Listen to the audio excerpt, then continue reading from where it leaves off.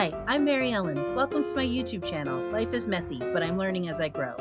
Here, I share videos about my favorite things: budget crafting, cooking plant-based foods, growing my backyard garden, and traveling with my family. I hope you enjoy this video. Don't forget to comment, like, and subscribe. Let's jump right in. Today, we're making a sun hat wreath. To make this project, you're going to need a sun hat, ribbon, artificial flowers, decal sticker, scissors, and hot glue. I was able to find my hat at the Dollar Tree and it already had a ribbon on it, but you can add your own. First, I'm going to cut my sticker off so I can center it on my hat. Make sure you really press it down firmly.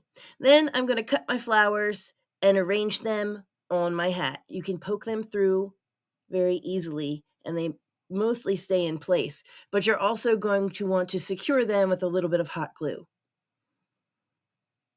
You can use any kind of flowers you want.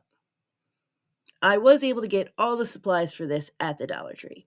Then I'm going to take some Mod Podge and I'm going to put the Mod Podge a little bit under the sticker and then over the sticker so that it stays on the hat.